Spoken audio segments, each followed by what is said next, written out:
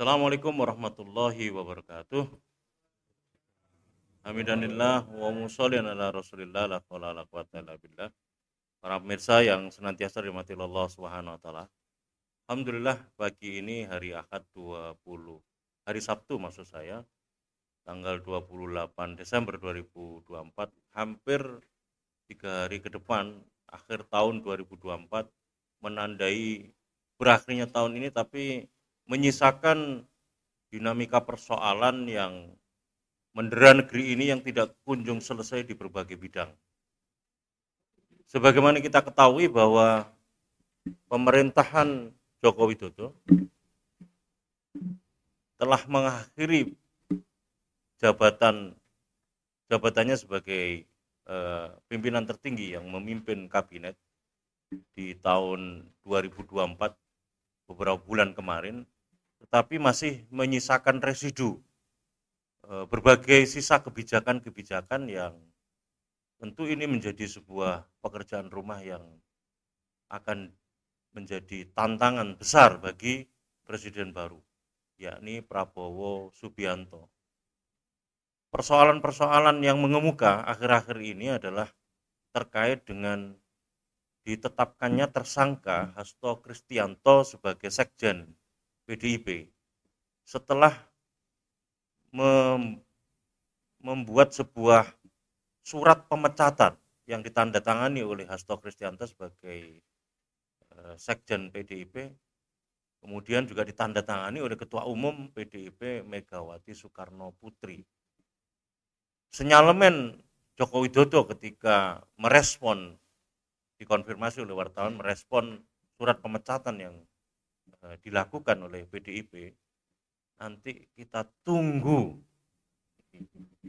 Nah, konfirmasi dari saat ini itu seolah-olah memberikan sinyal kepada kita bahwa ternyata nanti kita tunggu itu adalah ditetapkannya tersangka Hasto Kristianto.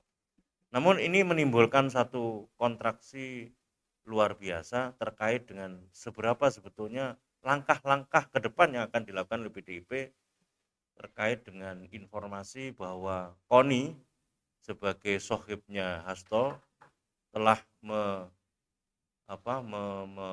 mendokumentasikan dokumen-dokumen yang dititipkan oleh Hasto Kristianto di Rusia ya. Konon kabarnya dokumen-dokumen ini juga menjadi dokumen yang sangat penting terkait dengan bagaimana terkuaknya dugaan-dugaan korupsi yang ada di negeri kita.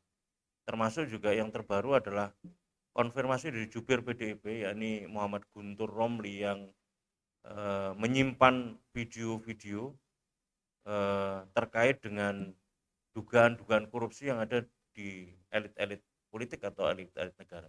Sudah hadir bersama kita Bang Marwan Batubara, Dr. Marwan Batubara. Assalamualaikum Bang. Waalaikumsalam. Ya, saya tidak perlu memperkenalkan beliau. Dan ini alhamdulillah juga sudah hadir senior kita, Bang Dr. Abdullah Yahamawa. Mohon Bang, di sini Bang. Ini Bang. Beliau adalah mantan penasihat KPK. Luar biasa. Ahlan wa sahlan Bang. Iya. Masya Allah. Berikutnya adalah pengacara muda kita yang integritas perjuangannya tidak diragukan lagi, Aziz Yanwar SHMA. Di samping kiri saya, di kirinya Bang Marwan ada Dr. Agus Kirantono, seorang akademisi yang juga termasuk radikal, ramah terdidik dan berakal.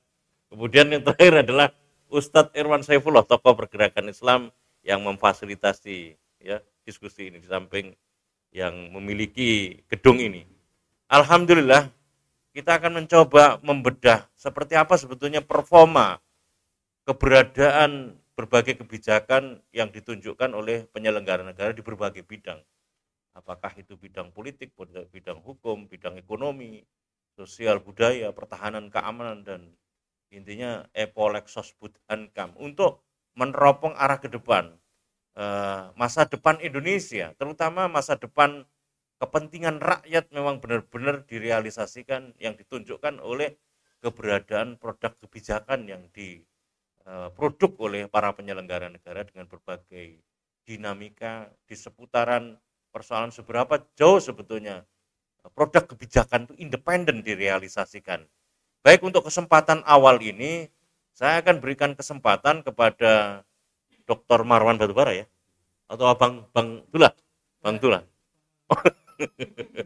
Saling lebar ini para duluan atau ya Bang Dullah dulu, karena Bang Dullah nampaknya yang paling tua kan begitu. Kalau kriterianya yang paling tua, dipersilakan memberikan ihtiram kepada yang senior untuk memberikan arahan kepada kita, karena saya kira perspektif beliau adalah perspektif yang multi ya, untuk bisa menggambarkan bagaimana gestur penyelenggaraan negara yang ditunjukkan oleh para penyelenggara negara. Saya menggarisbawahi apa yang disampaikan oleh Bang Dullah dalam beberapa kesempatan diskusi bersama beliau, bahwa sebetulnya sederhana kalau kita mau menyelesaikan persoalan korupsi sebagai persoalan utama di negeri yang boleh dikatakan sebetulnya ini adalah negeri darurat korupsi.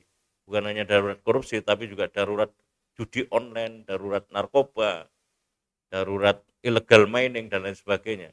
Kalau beliau sampaikan bahwa kalau pemerintah ini mengambil pilihan politik fiskal atau politik APBN dengan sepenuhnya secara berdaulat mengelola sumber daya alam, maka sebetulnya ini adalah bagian dari intervensi program atau intervensi kebijakan yang akan bisa menyelesaikan persoalan negeri. Tapi persoalannya adalah sejauh mana political will para penyelenggara negara bisa mampu merealisasikan itu. Tentu ini dibutuhkan struktur dan rejim atau sistem dan rejim yang kapabilitas dan kompatibilitas di dalam bisa mengifot realisasinya kepentingan ini. Saya akan berikan kesempatan ke Bang Dullah, terutama meneropong sejauh mana ini Bang, kalau kita bicara soal kemampuan para penyelenggara negara saat ini di tengah latar konflik antar elit, terutama yang ditunjukkan oleh PDIP dan Jokowi sebagai kadernya PDIP awalnya, karena pilihan yang terkait dengan preferensi politik pilpres itu yang membuat kemudian Jokowi dinilai oleh PDIP telah melakukan pelanggaran terhadap anggaran dasar dan anggaran rumah tangga. Sejauh mana Abang melihat ini semuanya, Bang?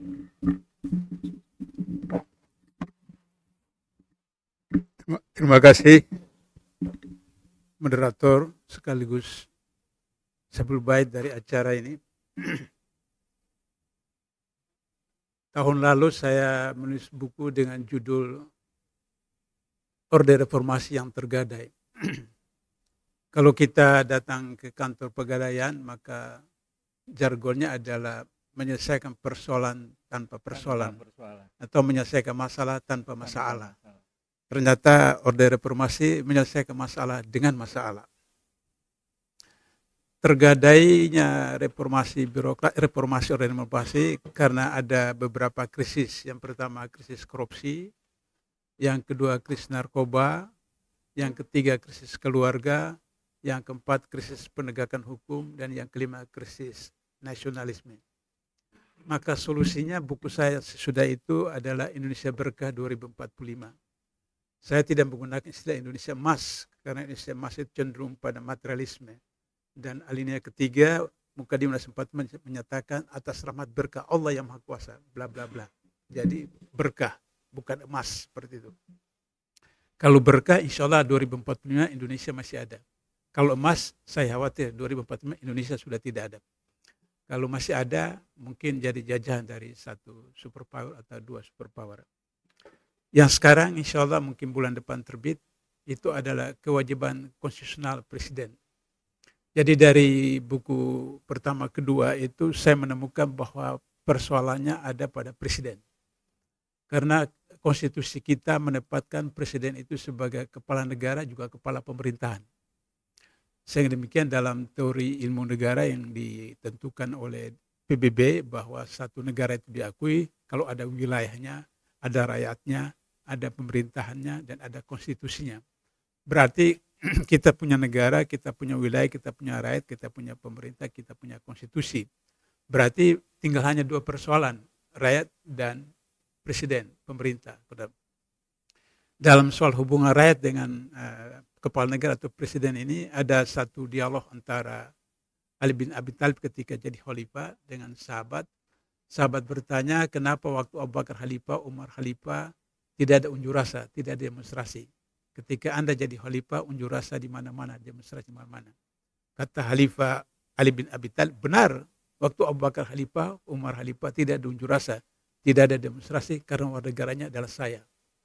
Ketika saya jadi khalifah, unjuk rasa di mana-mana karena warga negaranya adalah sampean. Jadi presiden kepala negara itu ada representasi dari rakyatnya, seperti itu. Jadi oleh karena itu saya tidak menyalahkan 100% Jokowi, SBY dan seterusnya, tapi juga adalah rakyat. Sebab apa, kalau di tempat Ustadz 99% di RT Ustadz itu pencuri, maka pemilihan ketua RT pasti yang terpilih pencuri. Nah, seperti itu. Jadi itu kondisi sekarang.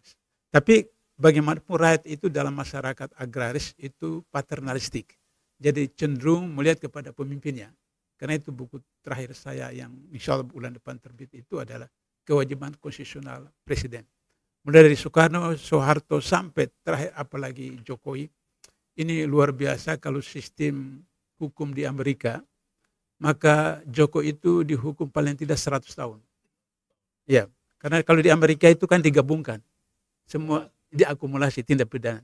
Tapi kalau kita tidak, di Indonesia dipilih mana yang apa namanya, ya, alternatif seperti itu. Sehingga mungkin ambil yang tertinggi, misalnya apa, dan saya hitung berdasarkan undang-undang tindak pidana korupsi dan undang-undang yang lain itu paling tidak ya hukuman mati. Nah, atau seperti pernah diterapkan oleh KPK terhadap Nasaruddin berseri. Berseri artinya kasus korupsinya dulu sudah berjalan beberapa tahun baru kemudian money laundry-nya dan seperti itu. Nah, tapi paling tidak minimal untuk Jokowi itu hukuman mati seperti itu. Nah, persoalannya adalah Prabowo punya kemampuan atau tidak. Artikel terbaru 2 hari lalu saya menulis tentang korupsi ala Prabowo. Ya. Jadi ketika Prabowo pidato di depan mahasiswa di Mesir, dia katakan, hei para koruptor, apa segala macam-macam bla bla bla, kembalikan harta kekayaan, duitnya seperti itu. Bisa cara diam-diam, apa itu nanti dimaafkan, diampuni. Nah, ternyata baik undang-undang tipikor maupun KUHP itu termasuk percobaan. Dan ketika saya di KPK pernah kami proses dan tangkap usaha percobaan.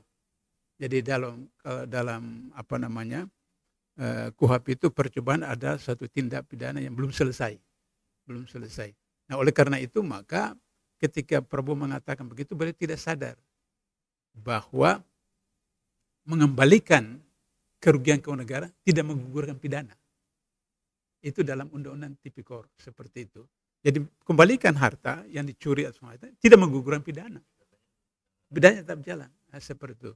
Bahkan kemudian pernyataan Prabowo itu bisa dikategorikan sebagai percobaan, atau yang ketiga adalah menghalang-halangi proses penegakan hukum. Jadi ya itu menghalang-halangi proses hukum itu. Jadi Prabowo bisa kena 3 pasal seperti itu. Nah, oleh karena itu maka kemudian kalau Prabowo itu betul-betul mau serius sebagai seorang jenderal, bukan karena mantu presiden waktu itu, artinya jenderal murni seperti itu, maka saya sarankan yang pertama adalah Prabowo terbitkan Perpu mengembalikan undang-undang KPK yang lama, Undang-Undang nomor 30 2002, kemudian meminta 57 orang, Novel Baswedan dengan teman-temannya itu kembali lagi ke KPK, karena mereka ini kan sebenarnya 75 orang yang dipecat Firly dengan skenario TWK, tes wawasan kebangsaan. Kenapa itu wacana itu? Karena mereka ini ketika Firly diputi penindakan, mereka ini selalu melawan Firly. Dan ketika Firly jadi diputi penindakan itu 20 kasus OTT bocor. Sehingga dengan begitu maka kemudian ketika dia dipecat dari diputi penindakan, lantas kemudian karena Kapolri itu orang sekampung, sedaerah, sebelum ada SK dari pimpinan diterbitkan tentang pemecatan Firly, ditarik menjadi Kapolda di Sumatera Selatan. Maka beliau ikut proses seleksi pimpinan KPK dan kemudian sampai di Komisi 3 DPR. Pada waktu itu pimpinan KPK, waktu itu Pak Agus Raharjo, pimpinan KPK, mengirim surat resmi kepada Presiden Jokowi dan DPR bahwa orang ini bermasalah. Tapi ternyata terpilih jadi ketua KPK. Jadi tugas Firly itu adalah mengamankan Tito yang ada punya kasus buku merah, kalau masih Anda ingat dulu buku merah. Jokowi tidak terlibat langsung, tapi ada iparnya terlibat dalam menyelamatkan, membebaskan pajak dalam kaitan dengan kasus Tito itu. Nah, waktu itu mereka sedang honeymoon. Ya. Jadi istilah HRS itu, kita nonton saja pencuri dan pencuri berantem, penjahat dan penjahat berantem, seperti itu. Jadi kalau masih bulan madu, itu kan bau kentut pun harum kan, seperti itu. Tapi ketika sudah cerai, maka habis-habisan seperti sekarang. Saya ditanya sama wartawan apakah Hasto akan ditangkap atau tidak. Bergantung dari perceraian Jokowi dengan Mega itu talak 1, talak 2, atau talak 3. Kalau talak 3, Hasto akan dipenjara. Tapi kalau talak 1, talak 2 masih bisa rujuk kan. Nah, masih bisa rujuk. Kalau rujuk berarti Hasto tidak akan ditangkap. Atau misalnya diproses kemudian dibuat pra-peradilan sedemikian rupa kasus Gubernur Kalimantan Selatan itu karena orangnya Jokowi, kemudian pra-peradilan KPK kalah. Seperti itu.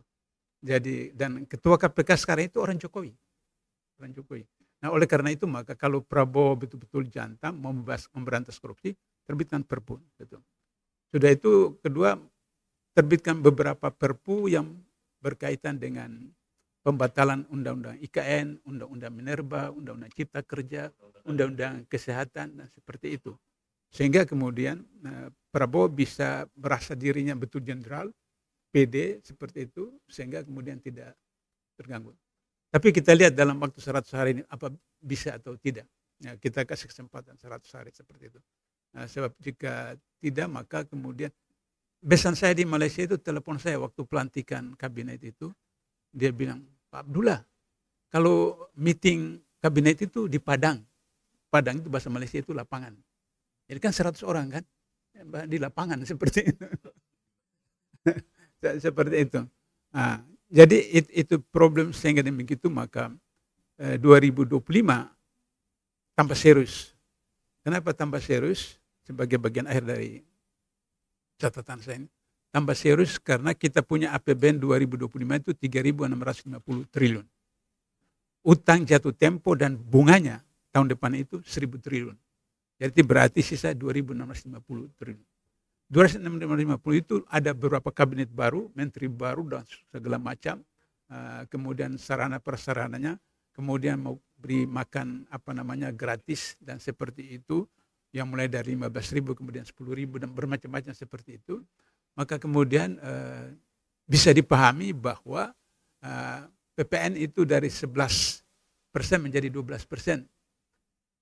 Karena mau bisa tumbal APBN itu. Jadi bukan bertambah 1%. Kan saya ini guru matematik. Jadi 11 menjadi 12, berarti kan 11 per 12 itu kali 100% berapa persen kan? Jadi bukan 1%. Nah, dari 11 menjadi 12 itu bukan tambah 1%, seperti itu. Nah, untuk tumbal, kemudian ekspor pasir.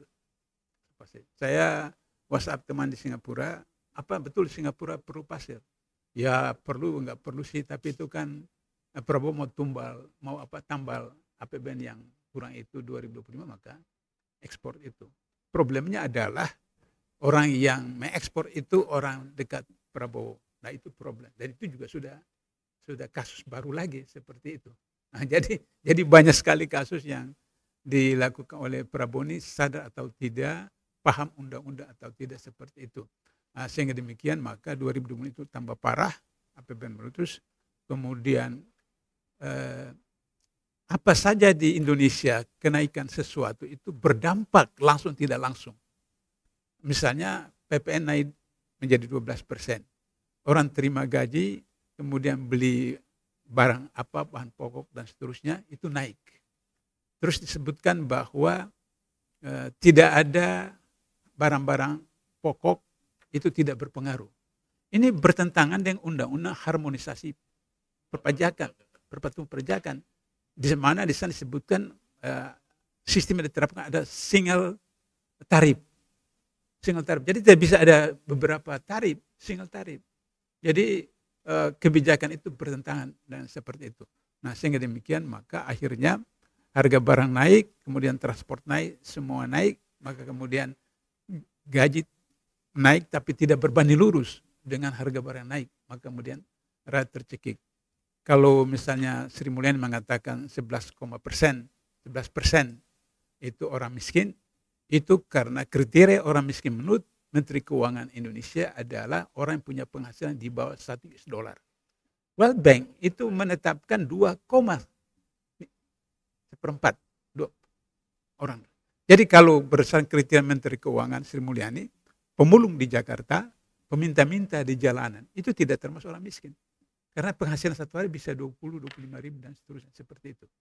Nah, sehingga demikian kalau berdasarkan World Bank, maka hampir 60% dari 285 juta rakyat Indonesia itu adalah miskin. Itu problem besar. Maka tingkat kriminalitas akan meningkat. Apakah judi online, apakah narkoba, apakah pinjol, itu akan meningkat. Karena orang serba susah. Maka kemudian tingkat keganasan, apakah KDRT, apakah kasus kriminal, itu akan meningkat. Nah, sehingga gejolak sosial antara kelompok dan kelompok yang lain, seterusnya. Sebagai penutup, pertama kali saya setuju dengan Prabowo adalah pilkada dikembalikan. Jadi Orde Baru itu sudah benar, cuma salahnya adalah orang-orang itu tidak memahami tugas sebagai anggota MPR, anggota DPR, DPRD, sehingga salah. Sehingga Soeharto itu sebenarnya sudah tidak mau lagi dia, tapi orang-orang di istana atau di apa namanya itu mau supaya mereka jadi menteri terus, maka didorong Soeharto maju terus seperti itu. Nah, oleh karena itu maka Pilpres dan Pilkada itu bertentangan dengan sila keempat Pancasila. Kerakyatan yang dipimpin oleh hikmah, kebijaksanaan, dan perwakilan, yang saya pernah tabayun dengan beberapa orang tua, Pak Nasir, Pak Sab, Pak Bur, Pak Rum, itu sila diusulkan oleh Haji Agus Salim, merujuk kepada kasus Umar Ibn Khattab. Ketika Umar Ibn Khattab kena tertusuk dan kemudian luka parah, para sahabat minta tunjuk anaknya Abdullah bin Umar, tapi Umar tidak setuju, tunjuk 6 orang formatur sahabat. Mereka wa amrum syura bainahum, maka menetapkan Utsman khalifah. Kasus itulah yang kemudian diajukan oleh Haji Agus Salim sila keempat itu. Persoalannya adalah bahwa MPR kita dulu itu ada pelacur, ada koruptor, ada kafir dan seterusnya. Sedangkan 6 orang dari formatur Umar Ibn Khattab ini adalah orang yang dijamin masuk surga oleh Rasulullah, 10 orang, 6 orang yang dimasuk. Jadi oleh karena itu saya setuju kembali kepada Pilpres di MPR, pilkada itu dihilangkan. Kalau masih ada money politik, bisa ditangkap di KPK. 3-4 tahun yang lalu KPK tangkap 41 dari 45 anggota DPR Kota Malang. Satu bis diangkut, bisa. Jadi kalau Jakarta 150 anggota DPRD-nya, untuk terpilih jadi gubernur itu 76 orang. 76, satu orang kasih 1 miliar atau berapa, dia KPK bisa tangkap 75. Begitu juga di sidang MPR. Saya kira itu catatan saya untuk prospek 2025, betul-betul parah betul. Jadi forum ini jangan berapa bulan sekali, bila perlu sebulan sekali atau 1 pekan sekali, supaya kemudian mengantisipasi banyak persoalan. Saya kira itu catatan saya. Makasih. Terima kasih Bang Abdullah Heha Mahwa yang sudah cukup mendasar dan komprehensif untuk menjelaskan gambaran persoalan di negeri kita, dan saya kira challenge-nya adalah sebagaimana tadi disampaikan oleh Bang Abdullah Heha Mahwa, apakah berani Prabowo mengeluarkan beberapa perpu, diantaranya perpu untuk mengembalikan undang-undang KPK yang sebelum direvisi, kemudian perpu untuk menganulir undang-undang HPP sebagai dasar kebijakan PPN 12% dan berbagai pajak yang nampaknya ini digenjot sebagai antisipasi untuk memenuhi defisit anggaran pendapatan belanja negara, dan berbagai perpu-perpu yang lain yang sebetulnya adalah semangatnya untuk bisa merealisasikan kebijakan yang lebih berpihak kepada kepentingan rakyat. Saya teruskan ke Bang Marwan Batubara. Istilah yang menarik Dan saya kira ini menjadi sebuah representasi untuk menggambarkan pola pengelolaan kebijakan ekonomi, yakni dalam konteks proyek strategis nasional. PIK2 adalah sebuah istilah yang beliau tulis di dalam sebuah tulisan WA yang disebut dengan corporate and state crime. Gitu. Kalau kita bicara masalah proyek strategis nasional PIK2, di mana ada Aguan di sini, di mana ada Antoni Salim di situ, yang benar-benar sudah merusak hak-hak rakyat, terutama hak kepemilikan yang terkait dengan lingkungan hidup, kondisi sosial ekonomi, dan berbagai persoalan-persoalan di seputar stempel proyek strategis nasional atas kegiatan-kegiatan swasta yang dilakukan oleh para oligarki, oleh para pengusaha. Nah, sejauh mana ini Bang Marwan Batubara melihat keberadaan legacy atas berbagai kebijakan-kebijakan ekonomi, terutama terkait dengan pengelolaan sumber daya alam maupun proyek-proyek strategis nasional yang merupakan negatif legacy-nya Mulyono atau Jokowi ini, nanti sejauh mana ini bisa dikelola benar-benar berkeadilan oleh Prabowo Subianto, lepas dari segala ketergantungan. Silakan Bang. Kenapa? Cukup. Oh ya, oke. Ya, terima kasih Mas Slamet. Assalamualaikum warahmatullahi wabarakatuh. Waalaikumsalam warahmatullahi wabarakatuh. Alhamdulillahirrahmanirrahim. Allahumma sholli ala Sayyidina Muhammad. Tadi pertanyaannya itu banyak, itu borongan itu. Jadi saya harus bahas bagaimana. Oke, sebelum tadi kaitannya dengan ekonomi dan tambang mungkin ya. Fokusnya ke sana, ekonomi dan tambang. Saya ingin sedikit menyambung yang disebut Pak Abdullah terkait korupsi ya. Hanya ingin memberikan pendapat saya tentang sikap Prabowo itu. Bahwa saya lebih yakin pernyataan-pernyataan tentang korupsi itu lebih kepada retorika, bukan kepada rencana rencana yang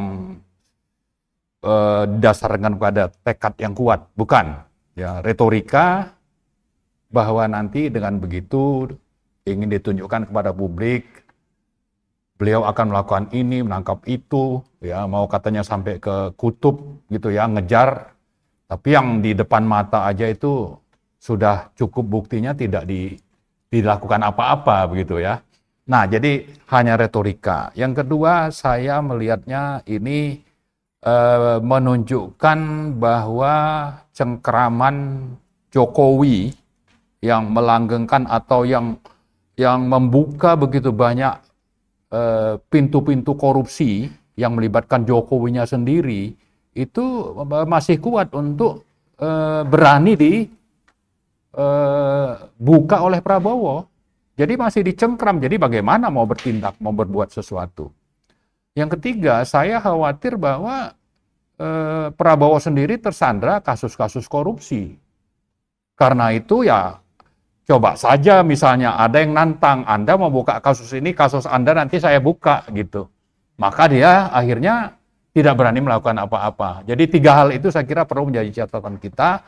Hanya retorika, masih dicengkram oleh Jokowi, lalu ada kasus yang membuat Prabowo itu tersandra untuk berani mengusut kasus-kasus korupsi besar misalnya. Dan itu sangat banyak ya. Masalah misalnya Blok Medan, masalah korupsi yang di bubble soal timah misalnya yang nilainya ratusan triliun, tapi yang dijadikan saya kira cuma tumbal aja itu ya. Tumbal juga cuma dihukum 6,5 tahun, sementara yang di belakangnya ini siapa misalnya. Ya kan? Ada penyeludupan nikel misalnya. Orang menengarai ini ada keterlibatan dari Kapolri, ya, Sigit misalnya, tapi itu nggak jelas ujungnya seperti apa. Sama juga nikel ini melibatkan misalnya tim suksesnya Jokowi waktu Pilpres. Ini juga tidak jelas kelanjutan. Nah, karena itu saya kira di samping bahwa KPK-nya harus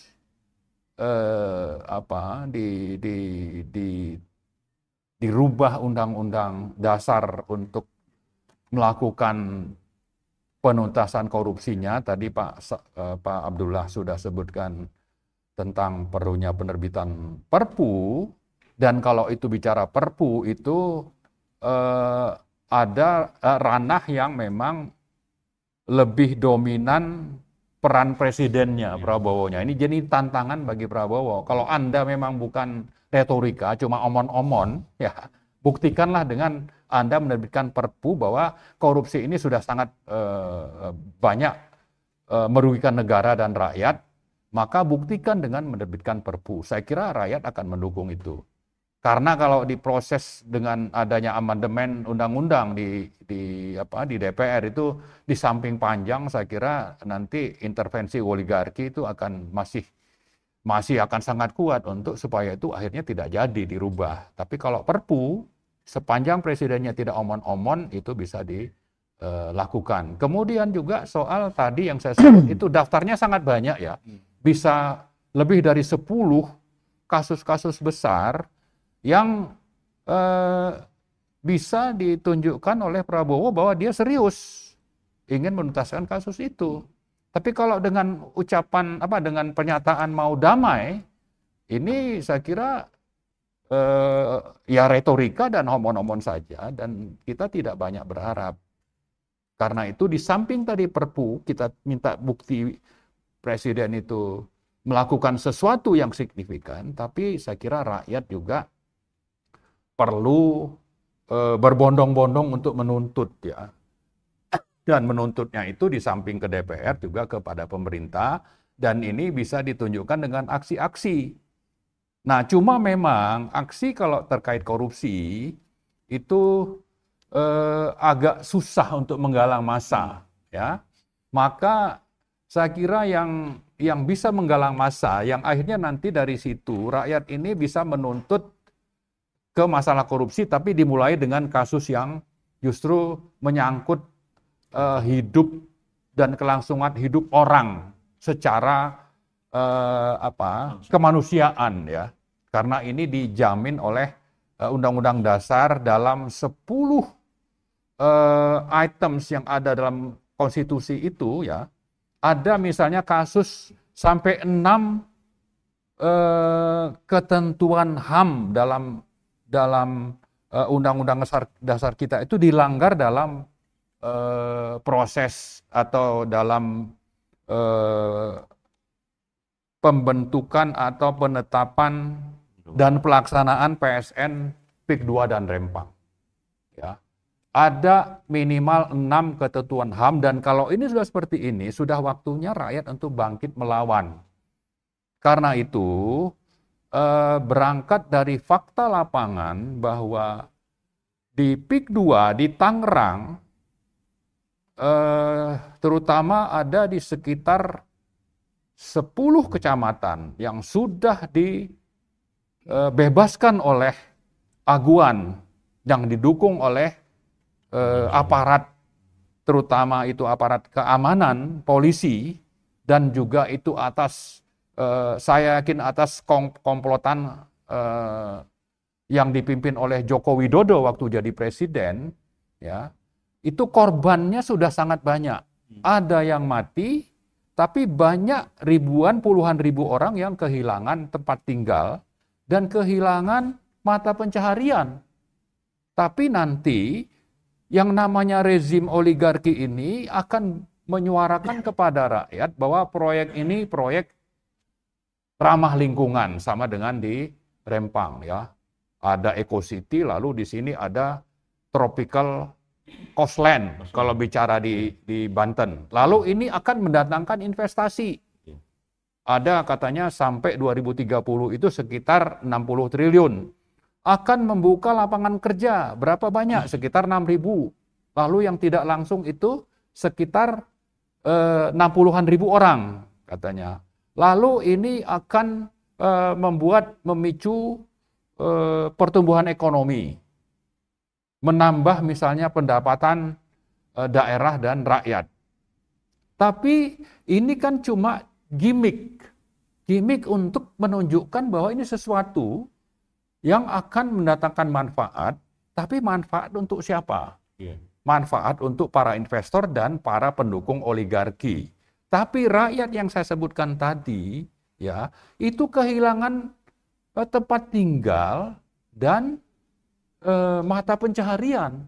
Artinya proyek PIK 2 ini, ya, kita fokus ke PIK 2 misalnya, kita bahas nanti soal Rempang, tapi PIK 2 ini menghilangkan mata pencaharian lebih dari misalnya 20.000 nelayan, petani, petambak, yang itu tercerabut dari tempat tinggalnya yang sudah ditinggali misalnya ratusan tahun. Alasannya tadi itu, ini mendatangkan investasi, ini hijau, ini akan ada pertumbuhan ekonomi, membuka lapangan kerja. Tapi untuk siapa? Nanti pekerjanya seperti yang terjadi di sektor nikel, disebut hilirisasi, tapi mayoritas pekerjaannya itu dari Cina.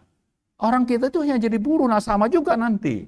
Seperti teman kita Pak Said bilang, nanti akan ada pembangunan Surabaya Frontline. Ya, yang dibangun itu adalah mereklamasi laut di sekitar Surabaya, di pantai utaranya. Tapi ini yang nanti akan seperti menjadi Hong Kong. Hong Kong di Surabaya. Chinatown. Nanti orang kitanya itu hanya jadi pekerja yang di Surabaya itu. Sama ini, dibersihkan ya, lahan yang ada di utara Kabupaten Tangerang itu sampai nanti Serang itu juga ada kecamatan yang dibebaskan, dibersihkan dari orang-orang pribumi untuk nanti jadi pekerja kasar dan tidak dipedulikan bahwa mereka diusir dari sana, tempat tinggalnya seperti apa, lapangan pekerjaannya seperti apa, sama juga dengan di Rempang, Eco City katanya. Tapi yang nanti datang, yang dapat keuntungan besar itu ya si oligarki, konglomerat, lalu nanti pendatang dari Cina sana. Sementara kitanya ini, pribuminya, itu tersingkirkan. Disebutkan bahwa ini akan buka lapangan kerja untuk siapa? Ya, lalu kalau memang dipindahkan, ya cari dulu tempat tinggal penggantinya, tidak dipaksa, ya tidak dipaksa dan ditindas. Nah, yang adalah penindasan ala VOC, dan itu sudah terjadi dan kita punya bukti yang sangat banyak. Nah, bicara PSN misalnya, yang dikasih kesempatan atau dikasih status PSN itu hanya 1.756 hektar. Tapi yang dibebaskan itu puluhan ribu hektar ke arah barat. Lalu memakai label bahwa ini proyek PSN. Padahal yang dapat status itu hanya 1.700. Yang puluhan ribu itu hanya dipakai oleh si rezim oligarki itu sebagai alat untuk menyingkirkan rakyat secara paksa, secara zolim. Jadi rakyat itu disingkirkan secara zolim oleh rezim ini. Yang dipimpin siapa waktu itu? Joko Widodo. Lalu ada Agwan di sana dan sekarang banyak, ya, termasuk dari DPD yang namanya Yoris Sampono yang dari PANI misalnya, itu ikut-ikutan memanipulasi rakyat untuk mengatakan ini sesuatu yang benar. Padahal tadi kezoliman itu sudah sangat faktual di lapangan. Itu sebabnya, kalau tadi saya bilang, rakyat untuk bangkit, ini contoh nyata ini. Kalau Anda peduli, mari bangkit rame-rame. Nanti kita akan ada deklarasi perlawanan di tahun depan, mulai dari PIK, dari Tangerang, deklarasi perlawanan terhadap rezim oligarki yang kelihatannya ini masih bercokol, meskipun presidennya sudah berganti. Jadi buktikanlah bahwa Prabowo ini tidak omon-omon. Misalnya, tidak boleh ada negara dalam negara, akan memberantas korupsi, dan ini hanya bisa terjadi kalau ada perlawanan rakyat. Kalau tidak itu Prabowo hanya omon-omon, buktinya seperti itu. awal pidato pelantikannya begitu menggebu-gebu, tapi lambat laun ke belakang ngomongnya mau ngasih kesempatan damai. Ini apa ini gitu. Nah, kalau ini dibiarkan terus, ya cobalah itu akan terus berlangsung yang namanya bercokolnya rezim oligarki yang antara lain itu bisa dibuktikan bagaimana misalnya yang jadi menteri itu lebih dari 50% adalah orang-orang Jokowi. Kebijakan Jokowi masih terus berlangsung, ya.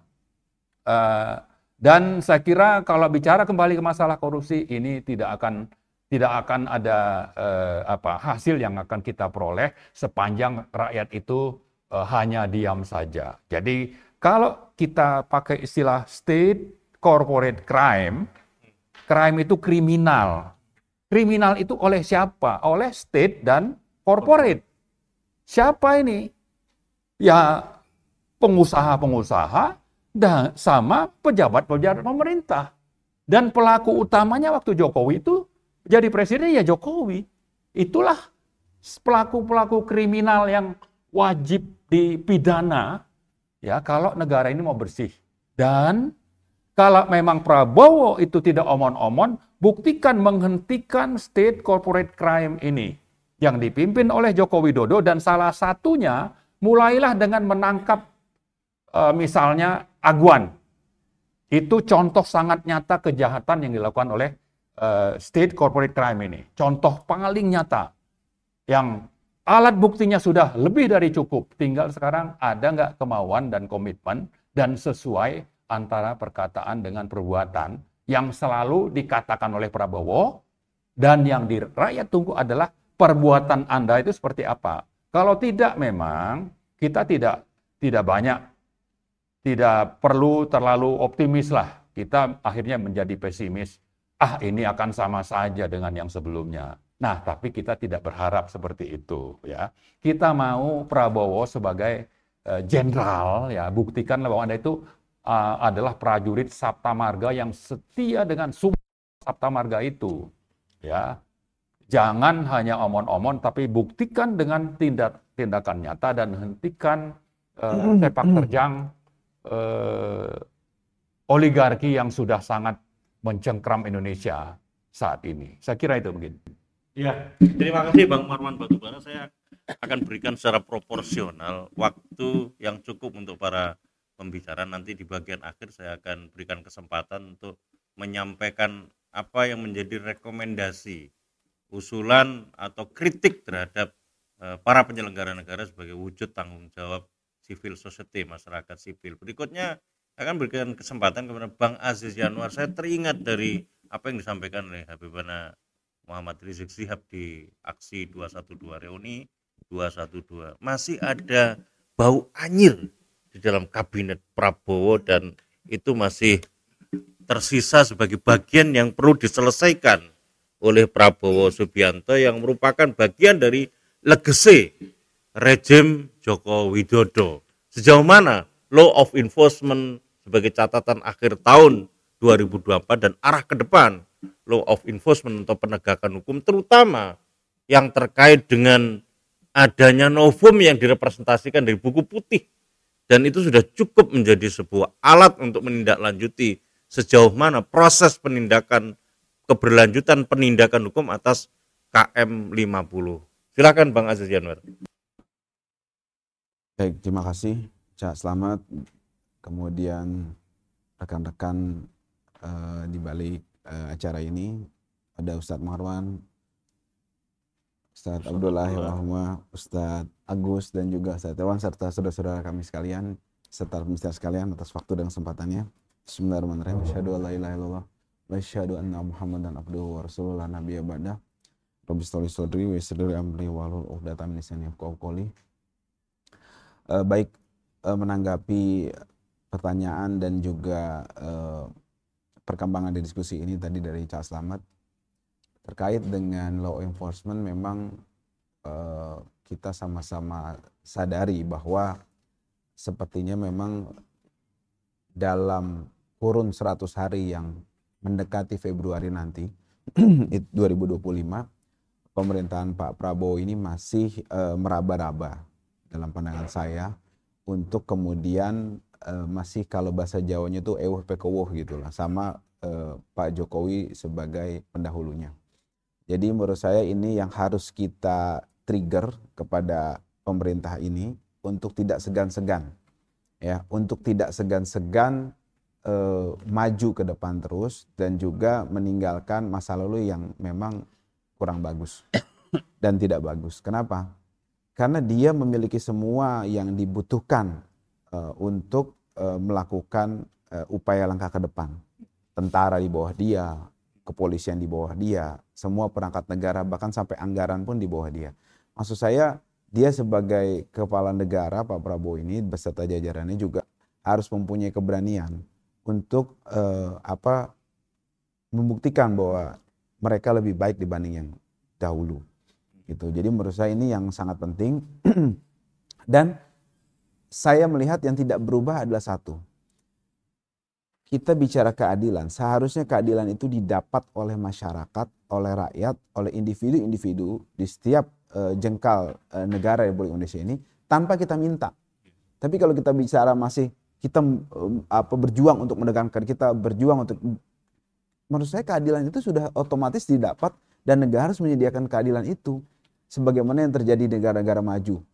Mereka tidak dalam suatu pelayanan misalnya, mereka tidak peduli Anda konglomerat, Anda pejabat, Anda buruh, Anda warga negara asing pun untuk mendapatkan pelayanan kesehatan, untuk mendapatkan hal yang memang menjadi hak dia, itu mereka akan memperlakukan dengan setara.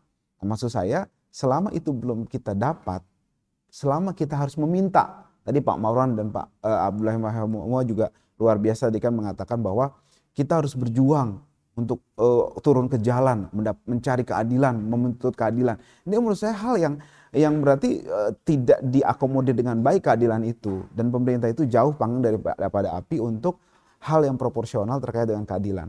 Karena keadilan itu adalah hak yang harus dipenuhi. Yang memenuhi adalah yang berkuasa, yaitu negara. Nah sekarang kalau kita tadi mau menuntut sesuatu yang nggak benar, PSN, PIK tadi kan, PIK 2, sudah jelas gitu loh. Bagaimana pelanggaran dalam proses administrasi untuk formulasi proyek itu sendiri. Itu kan sudah disampaikan oleh Mas Ahmad Kozinuddin, kemudian sudah dia sampaikan. Bahkan yang lebih konyol, setahu saya kemarin kalau saya nggak salah, ketika ada rapat bersama pemangku kebijakan di Banten dan juga penguasa di sana dengan rakyat yang saya dengar dari teman-teman FPI juga hadir, itu mereka mengatakan tidak memahami bagaimana proses dari PIK 2 ini dan tidak tahu kalau ini melanggar hukum. Ini kan konyol menurut saya. Bagaimana bisa seorang penguasa tidak lebih mengerti dibanding rakyatnya? Ini menurut saya hal yang menurut saya harus dibenahi dari pemerintahan Prabowo ini. Orang-orang masyarakat itu banyak yang cerdas, artinya kalau orang-orang yang kurang akal itu menurut saya diganti aja gitu, diperbaharui lah gitu kan. Bagaimana bisa mereka itu menjalankan pemerintahan tapi tingkat intelektualitasnya di bawah masyarakat. Ini nggak boleh terjadi gitu menurut saya. Itu yang harus kita perjuangkan. Kemudian terkait dengan KM 50 sekali lagi kita sedang dan terus akan upayakan bahwa KM 50 ini harus kita usut tuntas dan juga saya memastikan bahwa langkah ke depannya untuk KM 50 ini the one and only adalah melalui pengadilan HAM sebagaimana diatur Undang-Undang 26 tahun 2000. Jadi saya sudah bersampaikan berkali-kali di beberapa acara kepada masyarakat juga kepada publik bahwa sudah jelas pengadilan dagelan itu tidak perlu kita bahas. Saya mempunyai bukti jelas gitu kan bahwa memang pengadilan itu sebenarnya telah mengadili orang-orang yang salah, orang-orang yang memang besar kemungkinan mereka tidak ada di lokasi itu, gitu dan putusan itu sangat mudah untuk diruntuhkan karena mempunyai logika ada logical fallacy di situ dalam putusan itu yang memang cenderung kepada pembodohan. Jadi menurut saya, tapi ingat kita juga tidak bisa melepaskan kalau kita mau membawa ke pengadilan HAM terkait KM 50 ini dua hal. Yang pertama ada hal yang sistematis dan sistematis atau meluas ya terkait dengan tindak pidana di situ. kemudian melibatkan aparatur negara. Gitu, melibatkan aparatur negara. Dan yang ketiga, maaf satu lagi, ada aspek politis. Jadi jangan lupa, KM 50 itu harus dilihat secara komprehensif yang sudah diulas oleh Pak Abdullah Hayah Muhammad dan teman-teman termasuk Pak Marwan di buku putih, bahwa memang ini sesuatu rangkaian, tidak bisa dilepaskan dari Habib Rizik bin Hussein bin Syihab, sepak terjang beliau, dan juga FPI. Jadi itu runtut sampai pembubaran FPI. Jadi ada titik kulminasi di situ di KM 50 itu, dan penangkapan Habib Rizik melalui melalui tindakan kriminalisasi terhadap beliau. Jadi jangan lupa, jangan hanya dilihat bahwa oh ini ada pepet mepet kemudian penembakan, gak sesederhana itu. Itu ada 3 hal yang saya punya bukti kuat bahwa itu ada keterlibatan negara, ya, kemudian aparat negara. Yang kedua adalah aspek politis di situ yang kuat, yang ada motif politik. Yang ketiga adalah di situ tentu saja ada sistematis dan meluas. Sistematis jelas karena itu dari awal sudah ada skenario. Nah, kemudian yang kedua meluas juga masuk. Jadi bukan dan tapi atau bukan dan tapi bukan saja atau tapi dan. Meluas kenapa? Karena korbannya sudah lebih dari 1 orang. Itu jadi stressing point saya soal KM 50. Sekali lagi, novum itu semuanya sebenarnya bukan novum. Semua bukti belum diungkap menurut saya gitu kan. Dan juga saya ulang lagi, itu harus melalui pengadilan HAM dengan melibatkan 3 unsur tadi. Ini ada keterlibatan negara, ada motif politik, dan juga sistematis atau meluas. Nah, kemudian selanjutnya saya mau sampaikan bahwa tadi diulas beberapa kali oleh para pembicara yang luar biasa di sini tadi mengenai perkembangan politik. Ada perkelahian ya, atau perceraian ya gitulah, atau ada konflik antara pihak Jokowi dan juga PDIP. Saya memandang bahwa kita harus cerdas dalam memandang hal ini untuk tujuan yang memang kita harus perjuangkan atas nama rakyat dan atas nama kemanusiaan tentu saja. Saya teringat cerita pada abad ke-8 sebelum Masehi, yaitu ada raja namanya Raja Odysseus. Dia itu raja dari daerah Ithaka. Ithaka itu sekarang daerah Yunani. Dia menyerang daerah namanya Troya. Troya itu sekarang daerah di Turki namanya daerah Thessaloniki. Nah, dia menyerang itu berbulan-bulan gak berhasil, Cak. Nah, kemudian dia pakai strategi yang cerdas. Oke, kita pergi dari sini, dari benteng ini. Anda silahkan hidup normal, kita kasih hadiah. Dia kasih kuda besar, patung kuda perunggu. Dia tinggalkan itu. Oke, setelah dia tinggalkan, kemudian orang-orang Troya itu ngelihat loh, ini sudah berhari-hari kok nggak ada perang lagi. Malah ada kuda besar buat hadiah. Diambillah kuda itu dengan bangganya masuk ke dalam benteng mereka. Lalu pada malam hari ternyata di dalam kuda itu, perunggu itu berisi pasukan-pasukan terbaik dari Ithaka Yunani tadi disebut. Kemudian mereka keluar dan mereka buka benteng, pasukan Yunani masuk semua. Nah, itulah makanya ada istilah kuda Troya. Nah, maksud saya kita gunakan perkelahian yang menarik ini, tetap kita ramaikan. Wah, ini dua-duanya menurut saya kita melihat iblis dan setan lagi berkelahi gitu. Jadi menurut saya jangan kita ini terhipnotis. Oh, si merah ini ternyata bagian dari rakyat. Woi, 10 tahun lebih mereka ini menjadi pengkhianat rakyat loh. Atas nama wong cilik. Terus kemudian hanya dalam beberapa hari kita terhipnotis. Bahkan ada sosok-sosok yang tokoh lah gitu, yang memang identik dengan kelompok kanan dan masyarakat, merapat ke mereka. Kemudian kita melihat mereka ada representasi rakyat. Menurut saya how full kita gitu loh. Kok kita mudah sekali untuk melupakan gitu. Itu PR menurut saya. Itulah kenapa penjajahan di Indonesia itu terus dari Portugis, Belanda, Jepang dan seterusnya sampai sekarang cukong dan sebagainya itu menjajah, karena memang kita gampang lupa.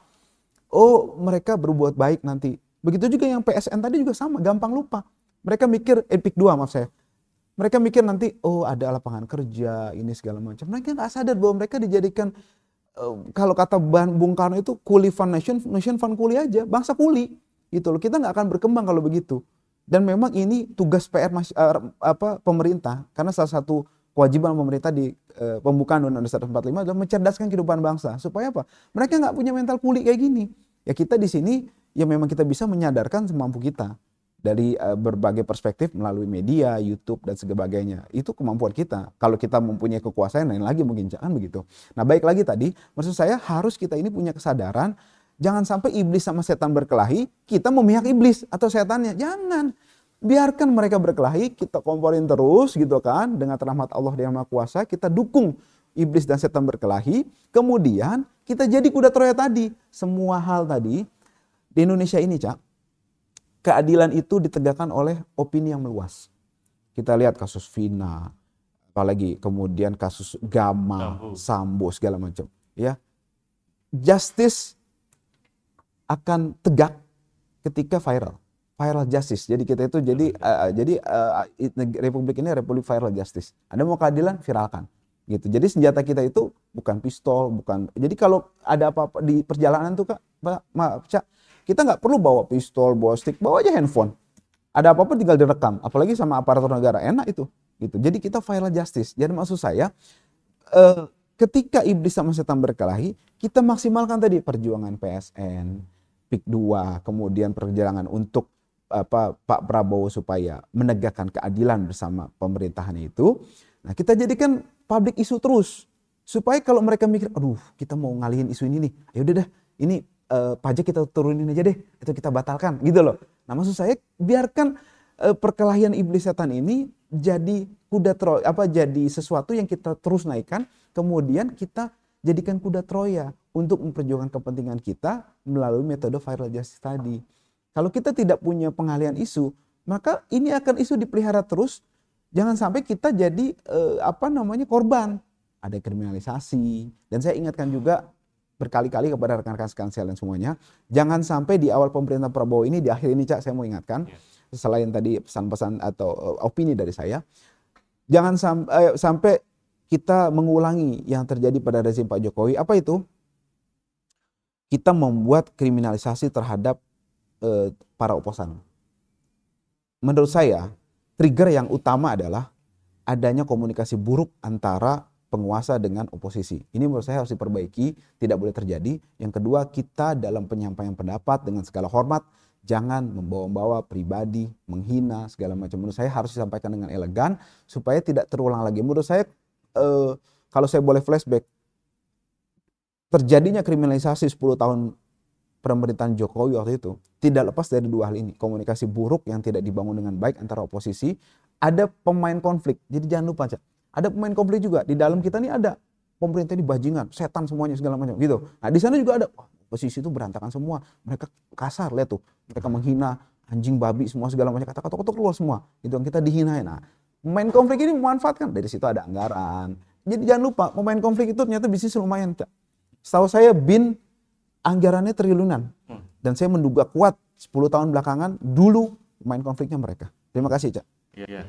Terima kasih Bang Aziz Yanwar. Saya kira kita sepakat ya bahwa penguatan kontrol masyarakat sebagai satu representasi dari kekuatan civil society atau masyarakat sipil ini penting untuk terus kita komunikasikan dan kita konsolidasikan. Catatan 2 periode kepemimpinan Presiden Joko Widodo telah menyisakan bagaimana diobrak-abriknya kekuatan kontrol civil society di tengah semakin melemahnya kekuatan kontrol yang ada di dalam parlemen. Konsolidasi di antara berbagai elemen ini menjadi sesuatu yang sangat penting. Kita tahu Perpu Ormas telah membawa korban, bukan hanya FPI tetapi ILUNI UI juga termasuk satu istilah yang saya boleh Bos Hardi untuk menyampaikan, karena ini terkait dengan keberadaan akunnya beliau, yakni Hizbut Tahrir Indonesia juga menjadi korban dari kebijakan zalim, yakni keluarnya Perpu Ormas oleh Presiden Joko Widodo. Nah, saya akan berikan kesempatan kepada Dr. Agus Guswantono, seberapa peluang konsolidasi di antara seluruh elemen dari berbagai latar kalau kita bicara masalah penguatan kontrol civil society di tengah melemahnya kontrol parlemen. Silakan, Dr. Agus Guswantono. Ya, gue terakhir. Iya. Assalamualaikum warahmatullahi wabarakatuh. Waalaikumsalam warahmatullahi wabarakatuh. Alhamdulillah pada siang hari ini kita bisa berkumpul bermuajaha. karena diawali dengan masalah, ya. Kemudian masalah ini akan jadi musibah tentunya. Dan di awal-awal kepemimpinan Prabowo di sini, 100 hari ini merupakan kontrol sosial yang sangat luar biasa tingginya, di saat kita yang senantiasa diberikan satu harapan. Nah, ini jangan sampai nanti jadi harapan itu menjadi harapan yang kosong. Oleh karena itu, kalau kita perhatikan ya, mulai dari awal, maka sebenarnya Prabowo ini merupakan kandidat yang sangat luar biasa, karena mulai 2009 ini untuk bisa meraih kekuasaan, 3 calon presiden dan 1 capres, ini luar biasa sebenarnya. Jadi sampai sekarang ini kalau saya hitung itu ada 3 pencalonan dan 1 capres dan 1 wapres itu. Oleh karena itu mau nggak mau pada saat kondisi sekarang, maka yang perlu diperhatikan itu adalah evaluasi saat Jokowi itu sudah tumbang, karena ini memang menghasilkan negatif legacy yang sangat luar biasa, ya. Yang mana negatif legacy ini kalau kita perhatikan mulai dari Perpu yang muncul dengan tiba-tiba, ya, yang sebenarnya Perpu ini sangat luar biasa membuat huru-hara secara nasional, baik itu terhadap HTI maupun FPI saat itu. Kita perhatikan di 2017 ya, HTI tumbang dengan adanya Perpu Ormas, kemudian disusul dengan FPI. Sementara kontrol ya setelah itu sangat lemah sekali, baik itu kontrol yang dikaitkan dengan keberadaan dari Ormas, sehingga tidak ada lagi kontrol Ormas yang mampu mengevaluasi jalannya struktur pemerintahan yang ada saat itu. Ya, oleh karena itu pelimpahan kekuasaan ini bukan hanya pelimpahan kekuasaan secara peluang, tapi juga secara permasalahan untuk 5 tahun ke depan ini. Kalau kita perhatikan, jadi kesejahteraan ini kan harusnya beriringan dengan fase kepemimpinan yang telah dilalui. Tapi ternyata hutang semakin meningkat, ya. Kemudian korupsi juga semakin meningkat. Ini adalah satu indikator bahwa sebenarnya kemiskinan itu akan juga semakin meningkat kalau ya kaitan dengan peruntukan anggaran itu tidak diserap secara optimal oleh masyarakat. Jadi kalau kemiskinan itu meningkat, berarti korupsi juga pasti akan meningkat. Nah, ini satu key performance index yang itu sebenarnya sangat gampang sekali. Kenapa? Ya karena memang ini sudah alamiah seperti itu. Ya, kalau ya korupsi semakin menurun, maka kesejahteraan juga akan semakin meningkat. Kalau ya perundang-undangan ini bukan tumpul ke atas, ya, tapi tajam ke bawah, nah ini berarti maka pembukaman secara secara nalar kritis dari masyarakat ormas itu akan semakin dinamis. Harusnya pemerintahan itu harusnya bersyukur kalau masyarakatnya itu kritis dan ormas-ormasnya itu dinamis untuk mengevaluasi capaian-capaian yang ada, dan capaian-capaian itu justru sebagai satu pijakan fundamental untuk 5 tahun ke depan. Jangan sampai era Presiden Prabowo ke depan ini mencontoh apa yang dilakukan oleh Jokowi.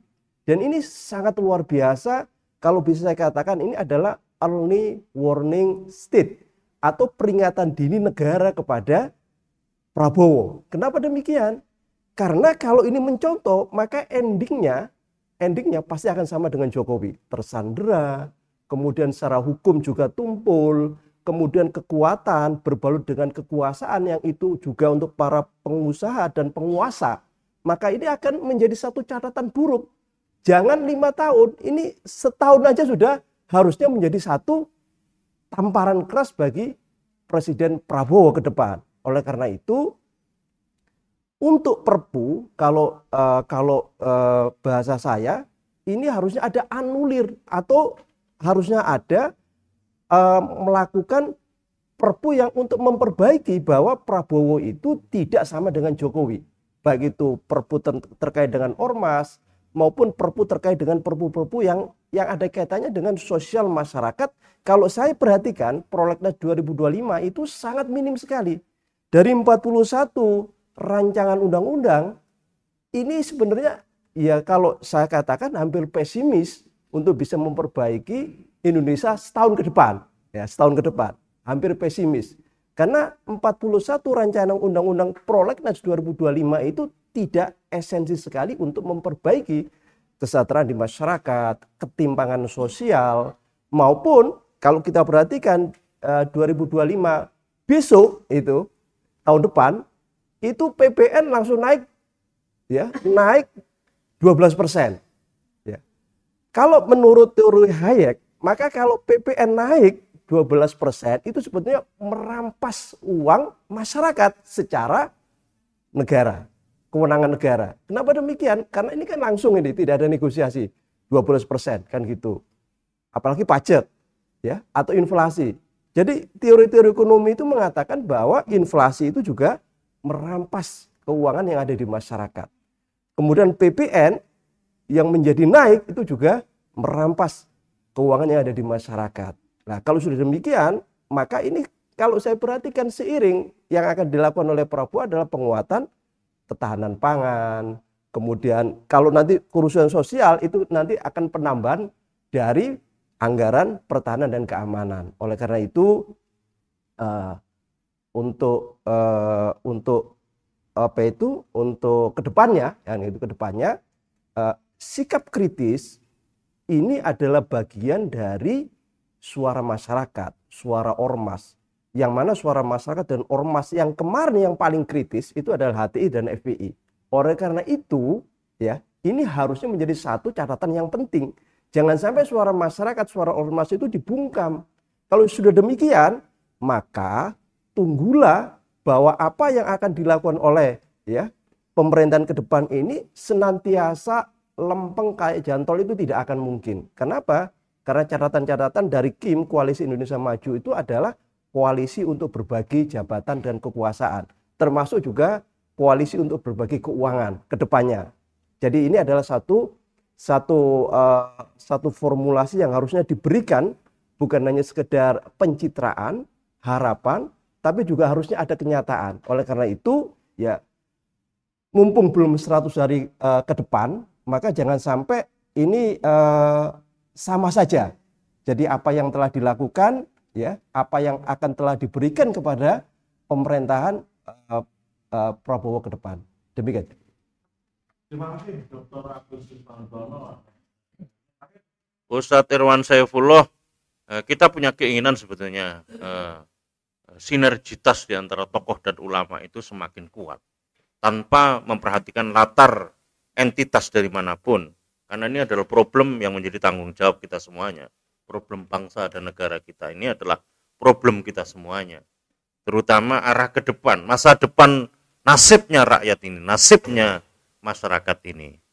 Tentu ini adalah harapan kita semuanya. Sejauh mana ini Ustadz Irwan Saifullah, bangunan komunikasi yang dijalin di antara para tokoh dan para ulama yang harusnya menjadi komponen yang memimpin kontrol terhadap penyelenggaraan negara yang dilakukan oleh para penyelenggara negara yang dipenuhi dengan, kalau istilahnya Bang Marwan itu corporate and state crime itu, dan itu didokumentasikan oleh teman-teman LSM sebagai the regulator capture, membacakan perundang-undangan, legitimasi produk kebijakan melalui pintu penyusunan produk perundang-undangan dalam konteks lawmaking proses. Silakan Ustadz Irwan Saifullah.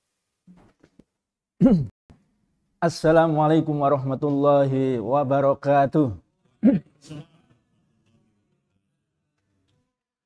Alhamdulillah, barakallah, walhamdulillahi rabbil alamin. Ya, pemirsa YouTuber Pejuang dan juga para tokoh ya, dan juga sesepuh advokat juga.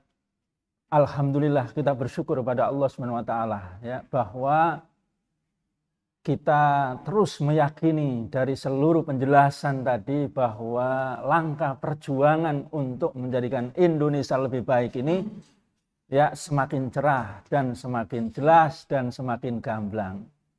Kenapa demikian? Karena tentu yang pertama adalah problem yang ada di negara ini sudah sangat jelas. Demikian juga solusinya. Ya, tidak perlu ya profesor, doktor ya, apalagi luar biasa sepupu kita ini mantan pimpinan KPK, tidak perlu. Ya, rakyat juga sudah mengetahui dan menyadari. Ya, sebagaimana judul kita ini, ya sumber negara kita ini tidak ada lain adalah karena banyaknya ya skandal dan juga ulah kebijakan jahat yang dilakukan oleh rezim Jokowi yang sangat kapitalis dan juga radikal. Ya, tadi sudah dijelaskan bagaimana kasus Rempang, kasus Wadas, kasus juga PIK 2 dan juga BSD dan juga kasus-kasus PSN yang lain. Ya, banyak sekali yang nyata-nyata bahwa semuanya itu ya dieksploitasi oleh oligarki. Nah, mungkin saya menambah satu lagi nih, Cak Slamet ya. Ya, skandal besar juga yang dilakukan atau kebohongan Pak Jokowi ini adalah pemerintahan Pak Jokowi ini dinarasikan bahwa dia ini pemerintahan yang paling sukses. Ya, dengan tingkat kepercayaan 75,6%.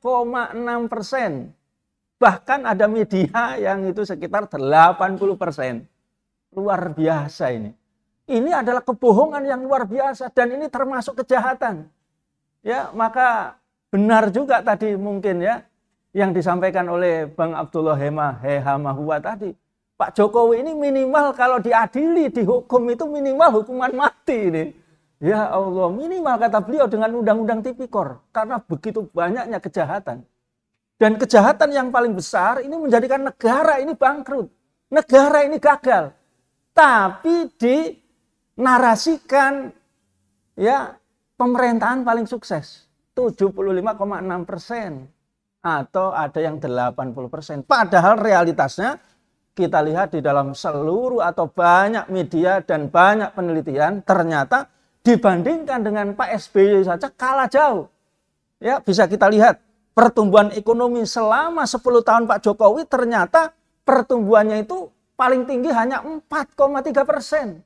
Sedangkan Pak SBY itu bisa 5,7% pertumbuhan ekonomi 10 tahun. Pertumbuhan industri manufaktur karena gencar infrastruktur pembangunan dikatakan sukses. Ternyata pertumbuhan industri manufaktur selama 10 tahun itu hanya 3,6%. Sedangkan Pak SBY yang tidak banyak infrastrukturnya ternyata 4,7%. Ya, luar biasa. Apalagi juga tingkat konsumsi masyarakat ini rendah. Yakni hanya sekitar rata-rata ya 3,8% saja. Sedangkan di era Pak SBY ya 5%. Jadi sangat rendah sekali tingkat konsumsi yang katanya naik, meroket ekonomi itu ya. Demikian juga apalagi kalau disorot tingkat hutang selama 10 tahun ya, maka digelari raja hutang Pak Jokowi ini. Ya, ini sekitar 8.502,6 triliun dengan rasio ya hutang itu sudah 40%. Padahal di era Pak SBY itu cuman 2.608 ya triliun saja dengan rasionya 24,7%. Ya, luar biasa. Ya, demikian juga yang dikatakan kemiskinan itu menurun. Ternyata ya lambat sekali penurunan kemiskinan selama 10 tahun itu hanya sekitar 2% saja. Padahal bansosnya sudah sekitar 3.000 sampai 3.500 triliun. Sedangkan di era Pak SBY itu bansosnya hanya sekitar 605 triliun saja. Tapi tingkat penurunan kemiskinan ternyata sampai sekitar 5,7%. Apalagi ditambah ya rupiah kita juga sekarat masih di level 16.000 saja. Sedangkan di level 10 tahun Pak SBY itu ternyata hanya menguat sampai 10.000 ya dibanding dolar gitu Cak Slamet. Apalagi ya Bu Sri Mulyani semakin panik ini dan stres ini karena di akhir Pak Jokowi itu ternyata mewariskan defisit itu hampir 401,8 triliun. Dan keberhasilan pajak hanya sekitar 8%. Maka harus dinaikkan 12% pajak. Ini warisan yang paling menjadikan Pak Prabowo pusing 7 keliling ini sebetulnya. Nah, ini sebetulnya yang telah disadari oleh masyarakat dan seluruh tokoh. Maka kalau kita lihat, ya masa depan perjuangan kita ini tetap cerah dan tetap terus meningkat ya perjuangan ini. Karena yang pertama dari berbagai macam situasi itu menyadarkan yang pertama ya para ulama, para habaib, para tokoh, para advokat, bahkan purnawirawan jenderal, bahkan juga TNI aktif, polisi jenderal aktif, guru besar, mereka juga secara fitrah manusia menyadari. Maka mereka berjuang. Banyak mereka ini yang juga mewakafkan dirinya siap mati. Apalagi pejuang para ulama, tokoh-tokoh Islam. Saya sering putar ini, beliau ini ya videonya luar biasa sudah mewakafkan nyawanya untuk siap mati untuk menegakkan kebenaran dan membela perjuangan ya demi Allah SWT, demi ridha Allah SWT. Ini jumlahnya banyak. Nah, ini yang menjadikan sebetulnya secara fitrah di dalam teori, seluruh teori kenegaraan itu, ya bahwa negara itu adalah milik rakyat. Kalau di dalam perspektif Islam, as-sultan lil ummah. Maka tidak mungkin. Makanya Pak Prabowo ini menyadari juga ini, Bang Hemahua, ya. Akhir-akhir ini bicara rakyat.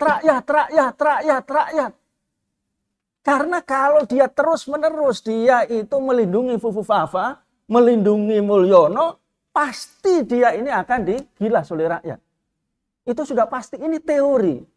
Ya, apalagi kalau disebutkan oleh beliau, ya inna afdhalal jihad kalimatu haqqin inda sultanin jair, ya. Jadi sebaik-baik pahala jihad fisabilillah itu adalah menyampaikan kebenaran di depan penguasa yang zalim, ya.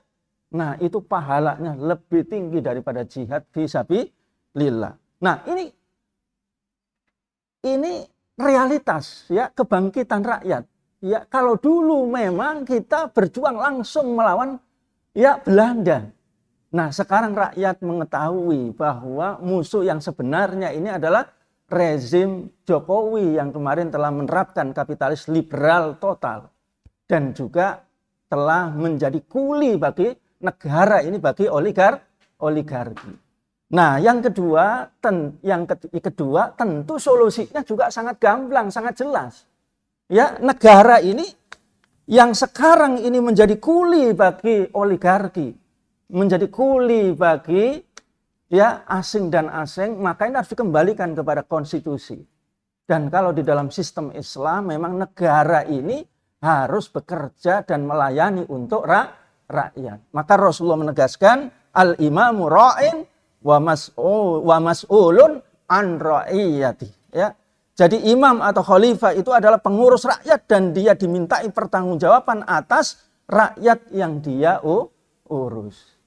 Nah, kita juga sudah melihat ya tanpa pajak dikatakan oleh Bang Abraham Somad bahwa hutang luar negeri ini dalam tempo 1 hari saja sudah beres sebetulnya.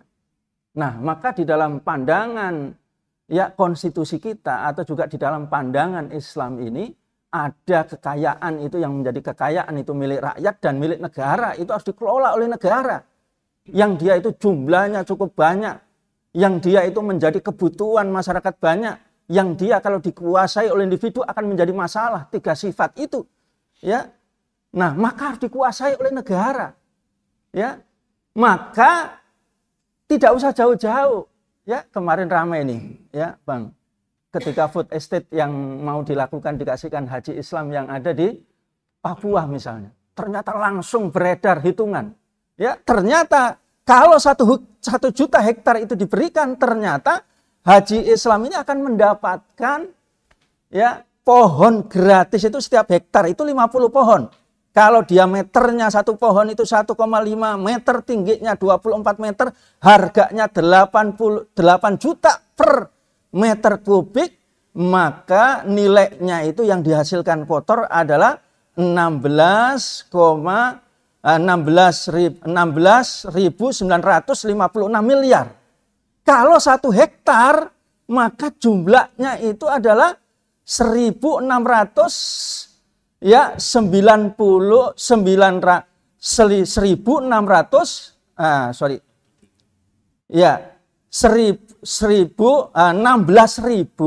16.956 triliun, Bang.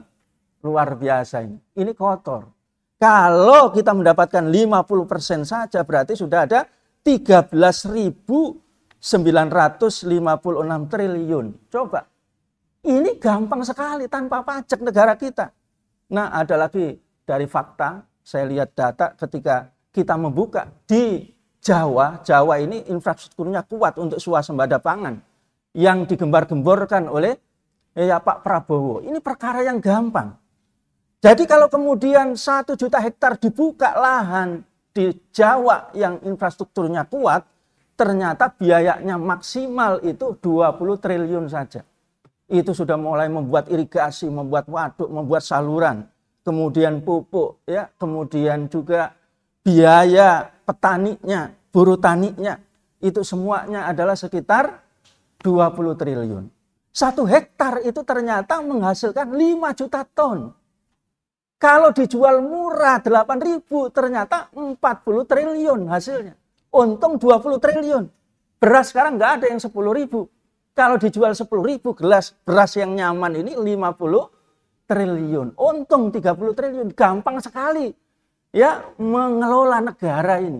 Nah, ini rakyat dan para tokoh semuanya sudah tahu sebetulnya. Nah, maka seperti yang disampaikan oleh tokoh-tokoh kita, maka Prabowo ini sebetulnya gampang sekali dia ini. Segera dia ini membuat perpu. Ya, perpu untuk menyelesaikan korupsi, perpu segera untuk mengembalikan ya jumlah PSN kita ini sekitar 233 ini dikembalikan kepada negara, dan seluruh ya sumber daya alam ini dikelola oleh negara lagi. Ini ternyata kalau saya hitung di sini APBN kita ini minimal itu adalah 5.510 triliun minimal ini. Luar biasa. Contoh misalnya minyak mentah, kemampuan kita ini adalah ya 223.532.000 barel. Ya, maka kalau kita untung 50% saja sekitar 183 triliun. Demikian juga natural gas. Ya, potensi kita ini minimal untung bersih kita 50% juga 136 triliun. Demikian juga apalagi batu bara potensinya adalah per tahun ini 432.000 ton. Ya, luar biasa. Kalau harganya itu per ton itu adalah 343 US dollar, maka kita minimal itu mendapatkan 50% untung kita atau 57%, 2.124 triliun. Demikian juga emas kita mampu memproduksi 85 ton. Ya, maka untung kita 34% saja 29 triliun. Demikian juga tembaga. Ya, kita kalau untung kita minimal 34%, kita mendapatkan 159 triliun. Demikian juga nikel yang dikatakan Pak Jokowi untung beliung, minimal kita ini untung bersih ini adalah 189 triliun. Demikian juga hutan, kita potensi kita minimal kita untung bersih 1.649. Demikian juga laut, ya minimal 50% keuntungan kita kalau kita kelola 1.040 triliun. Maka total kita ini adalah 5.510 triliun.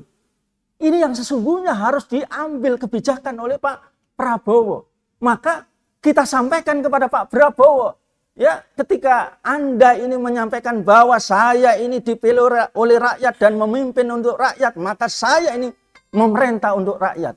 Bahkan dia mengatakan saya ini hidup, saya ini tumbuh, saya ini tenggelam dan mati bersama dengan rakyat. Maka tegakkan hukum ini.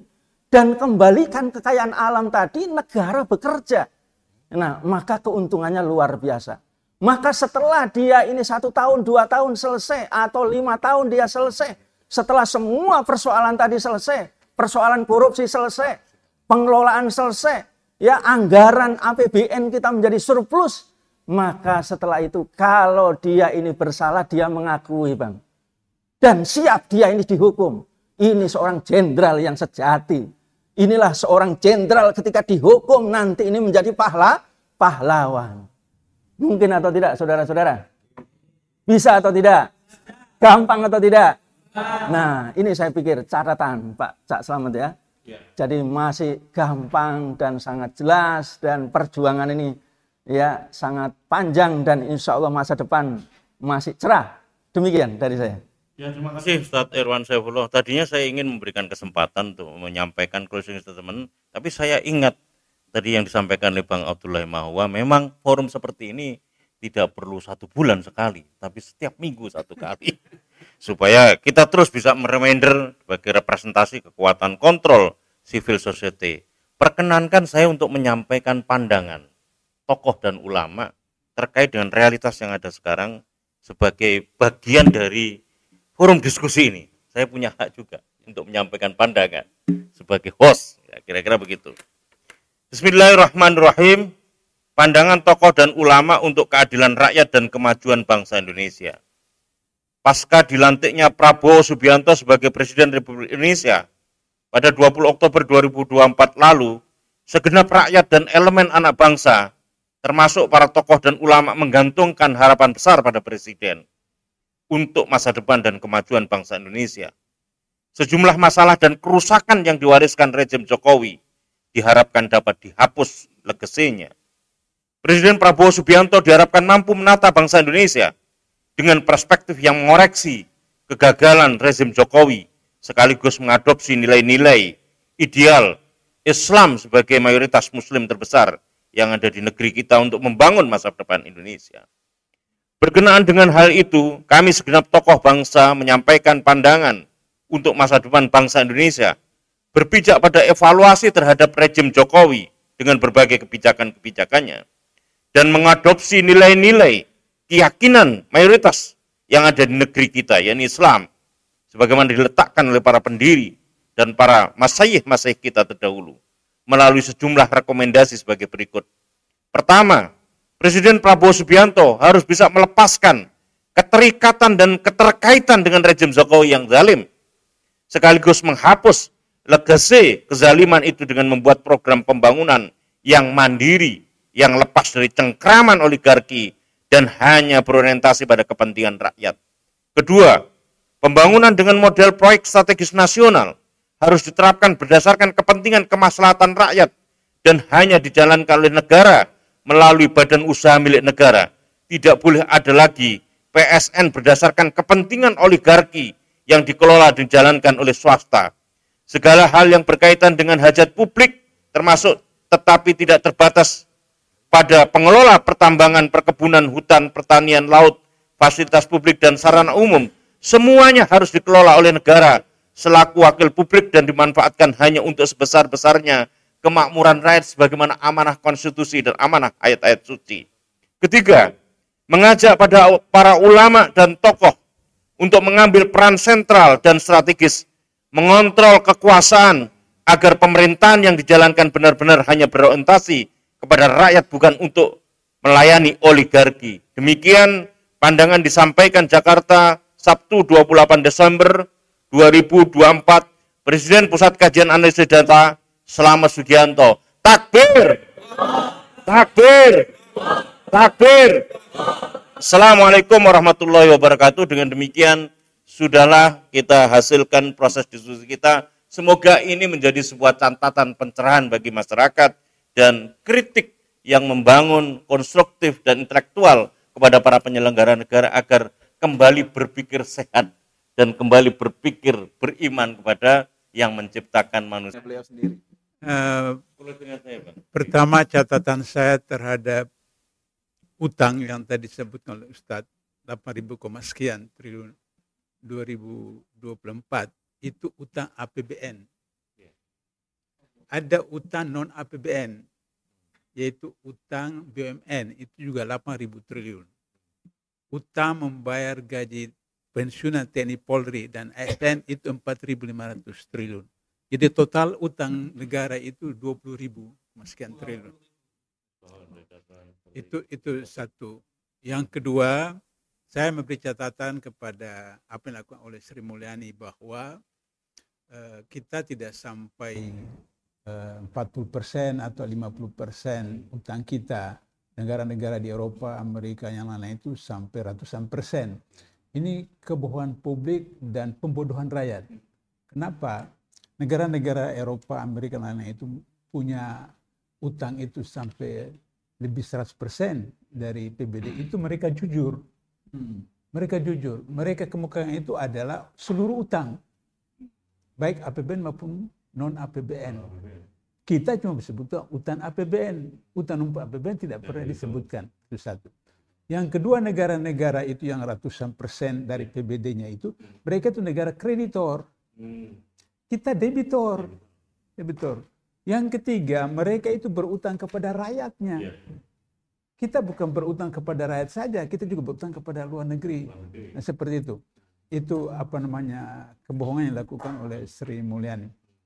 Catatan terakhir saya adalah bahwa kata Rasulullah dalam salah satu hadisnya, umat itu berkongsi dalam 3 hal. Yang pertama rumput, yang kedua air, yang ketiga api. Jadi rumput itu karena padang pasir itu rumput. Kalau buat Indonesia, Malaysia, Thailand apa itu, para ahli fikih mengatakan yaitu hutan. Nah, hutan kita hutan tropis keempat terbesar di dunia. Hutan tropis keempat terbesar di dunia. Kemudian air. Di Timur Tengah itu air itu white gold, emas putih.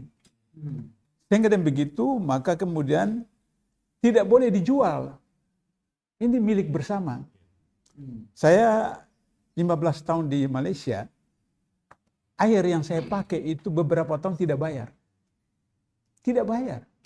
Di Malaysia tidak bayar. Karena ada batasnya. Kalau cuma misalnya 1 bulan itu cuma sekian ribu liter, itu tidak bayar. Nah, sekarang ini kita beli.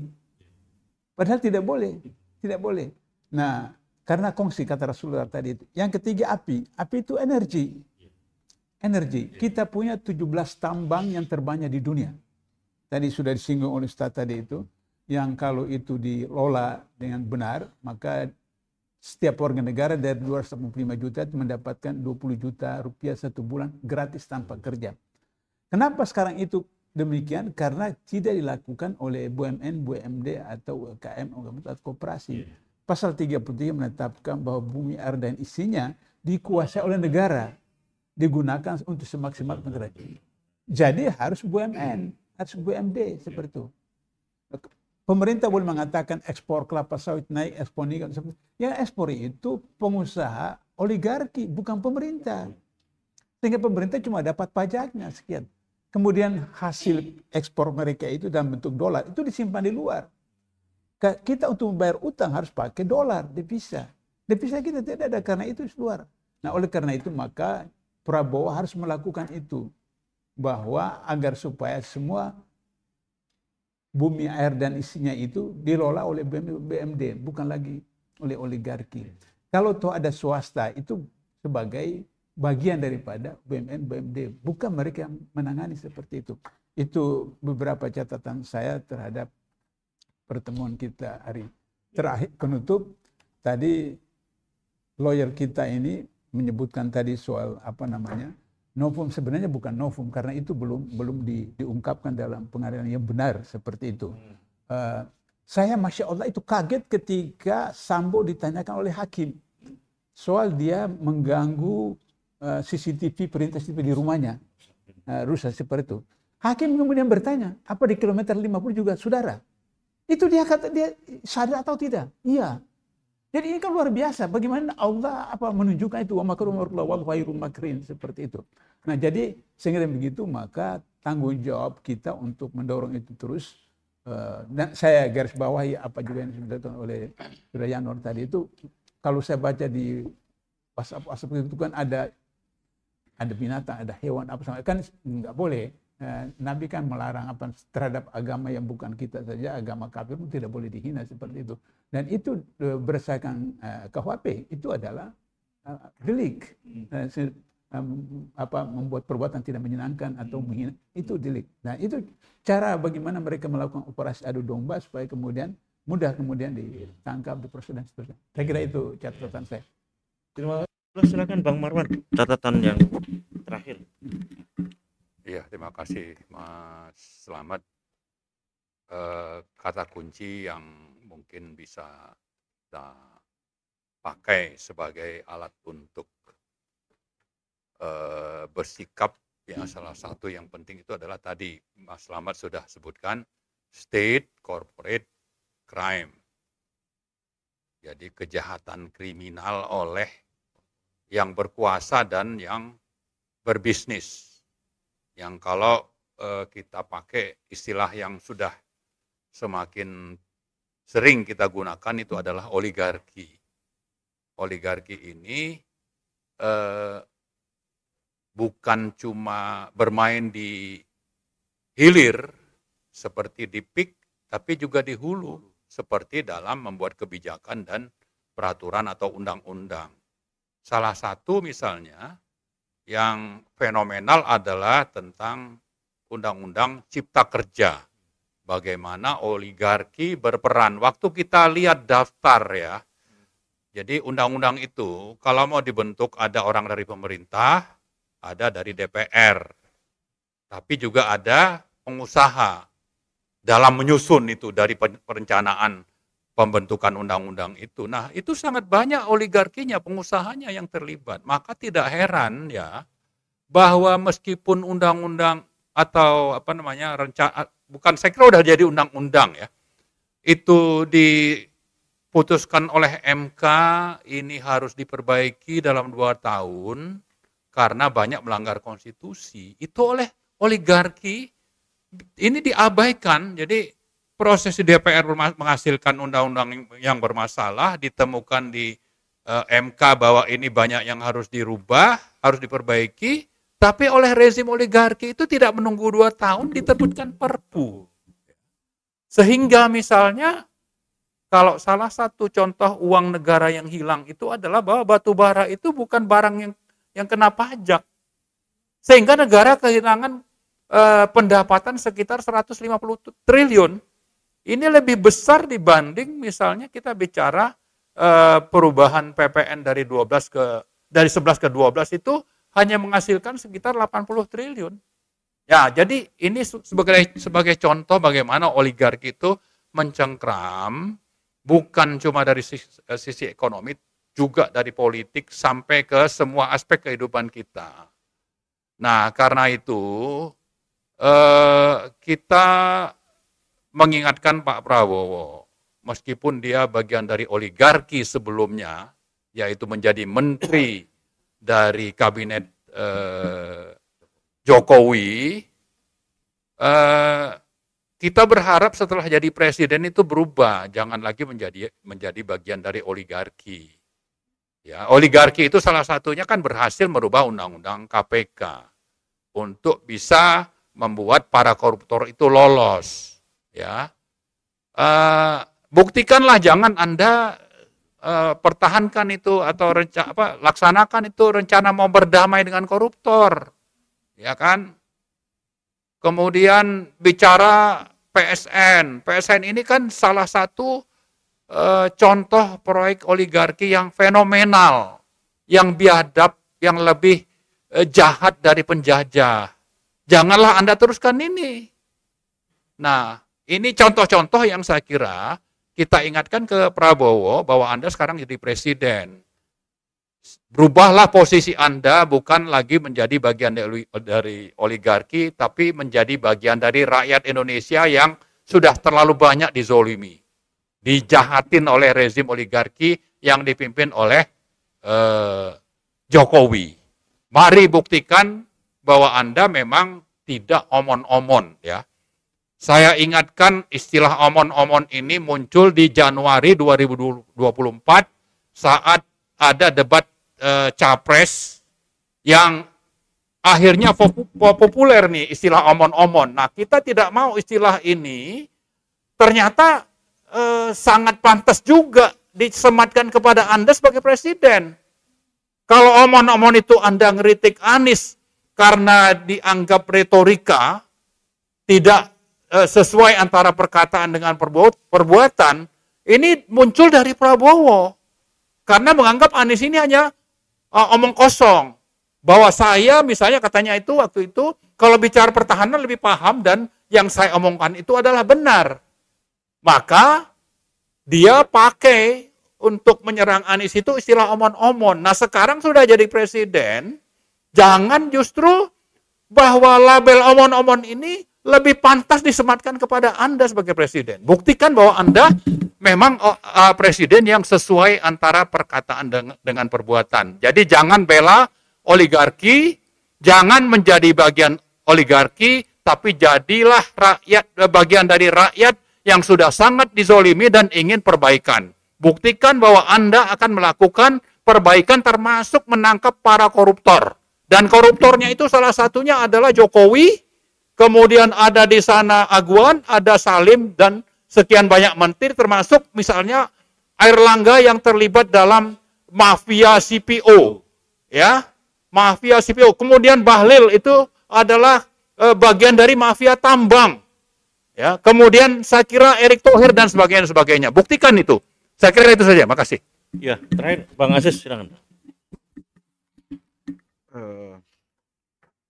Saya rasa tadi sudah disampaikan gamblang oleh Ustadz Abdullah dan juga Ustadz Marwan. Jadi menurut saya berpesan untuk diri saya sendiri dan juga untuk semuanya untuk kita konsisten dan berkomitmen untuk memperjuangkan apa yang memang harus kita tinggikan, yaitu kalimatullah dan juga kebenaran dan keadilan serta kesejahteraan rakyat dengan kemampuan kita masing-masing. Terima kasih. Assalamualaikum warahmatullahi wabarakatuh. Waalaikumsalam.